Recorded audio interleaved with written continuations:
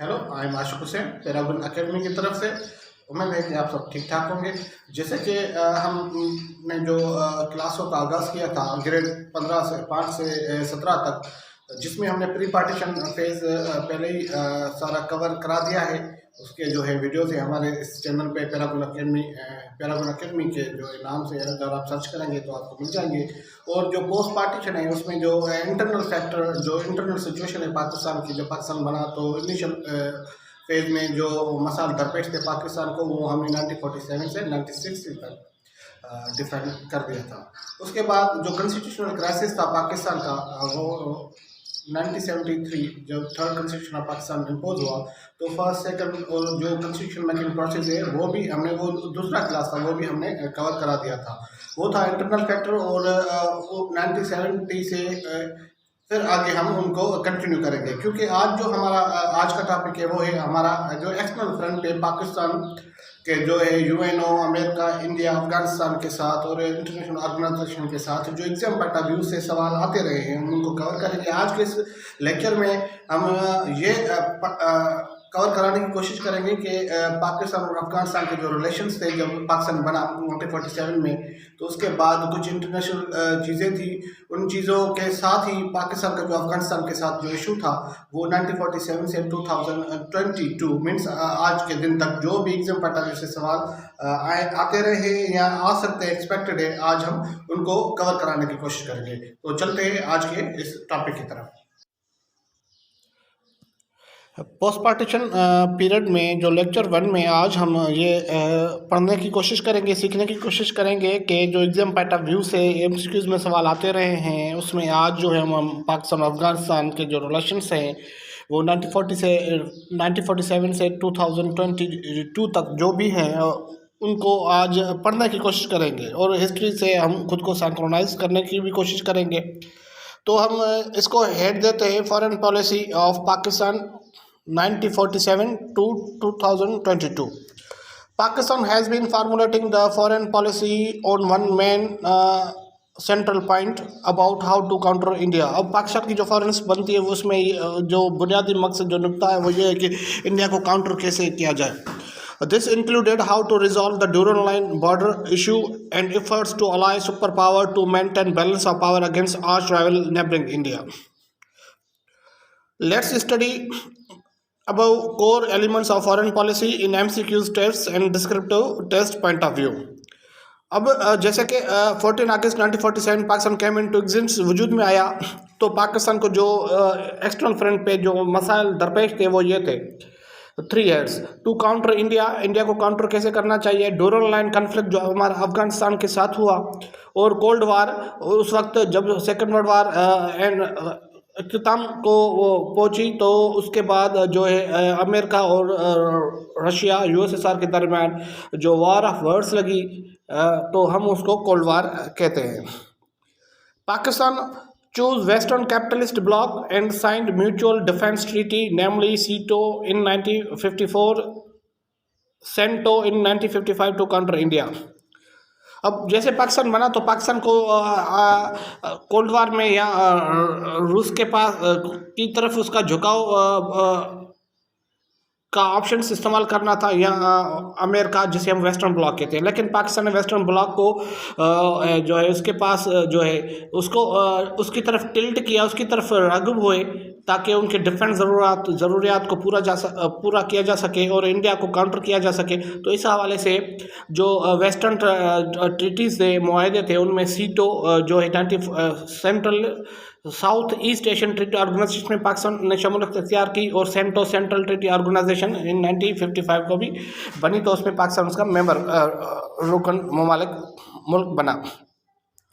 Pakistan Afghanistan relation जब ये issues थे, इंडिया को काउंटर करना ड्यूरल लाइन वाला जो है इशू था, और जो कोल्ड वार में या रूस या अमेरिका की तरफ जाना था, तो इसी दौरान डूरल लाइन का आज हम अफ़गानिस्तान और पाकिस्तान का रिलेशन क्योंकि उसको सीखने की कोशिश कर रहे हैं। तो डूरल लाइन का जो बुनियादी नुक्ता है, जो हमारे हमसाय ममालिक, हमारे हमसाय मुल्क, पड़ोसी मुल्क जो अफ़गानिस्तान के साथ जो हमारे इश्यूज़ थे, वो डूरल लाइन पे आज भी है। तो Durand line the border is located in Hindu Kush mountain range. अब ये जो बॉर्डर है डूरल लाइन, वो हिंदू कुश माउंटेन रेंज की जो है रेंज पे ये बॉर्डर जो है डिमार्केट किया हुआ है।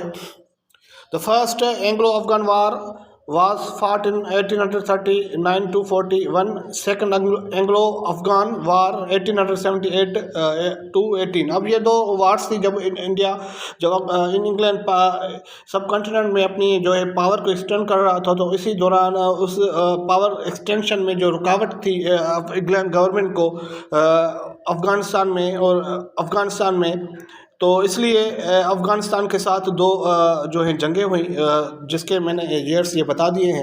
तो उसके बाद क्या हुआ कि सर मोर्टिमर डूरेंट एंड अमीर अब्दुर्रहमान नेगोशिएटेड द डिमार्केशन इन 1893। तो मजबूर होकर दोनों ममालिक ने एक बाउंड्री डिमार्केट की, ताकि जो इंग्लैंड के जो पास इलाके थे वो डिमार्केट किए जा सके, ताकि वो अफ़गानिस्तान वाली साइड पे मुदाखलत न करें। अब ये भी सवाल आता है कि डूरेंट का पूरा नाम क्या था, सर मोर्टिमर डूरेंट, और वो मुआहदा कब हुआ था, 1893 को। ट्रीटी ऑफ काबिल साइंड ऑन नवंबर 22, 1971। ये ट्रीटी थी जिसमें बाकायदा अफगान गवर्नमेंट ने ये ट्रीटी को एक्सेप्ट किया था कि जो है खैबर जो पास है, जो कनेक्ट पाकिस्तान अब मॉडर्न इस वक्त जो अफगानिस्तान कनेक्ट करता है, तो जो डिमार्केट बाउंड्री थी सर मोर्टिमर डूरेंट ने की थी, तो उन्होंने एक्सटेंड किया। पाकिस्तान, अब जैसे कि पाकिस्तान बन गया, तो Pakistan joined UNO on September 30, 1947। Iran was the first country recognise Pakistan. Iran पहला इस्लामी मुल्क था जिसने पाकिस्तान को एक्सेप्ट किया। और Afghanistan was the only country did not recognise Pakistan due to Durand line issue, क्योंकि अफगानिस्तान ने डूरल लाइन इशू की वजह से पाकिस्तान को एक्सेप्ट नहीं किया था। तो सवाल यह आता है कि कौन सा इस्लामी ब्रदर मुल्क है जिन्होंने पाकिस्तान को एक्सेप्ट नहीं किया, वो है अफगानिस्तान। अब Russia invaded Afghanistan on December 27, 1979। अब क्योंकि पाकिस्तान अफगानिस्तान के इसी दौरान जो डूरल लाइन पे जो तनाज़ा चलता रहा, उसके अप्स डाउन्स थे, तो इसी दौरान दिसंबर 27, 1979 को रूस, जो पहले ही कोल्ड वार रूस और अमेरिका के दरमियान थी, इसी दौरान वो अफगानिस्तान पे उन्होंने चढ़ाई कर दी। अफगान वार लास्टेड फ्रॉम 1970 टू 1809।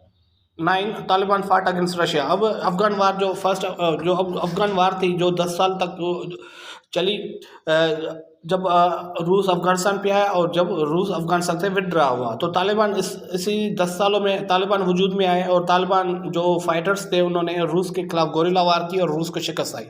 तो तालिबान का वजूद भी इसी 10 सालों में हुआ। Pakistan helped USA and the Taliban and Afghan war. ये सिर्फ बताने के लिए एग्जाम पॉइंट ऑफ व्यू से हमें क्लियर हो कि अफगान वार है क्या।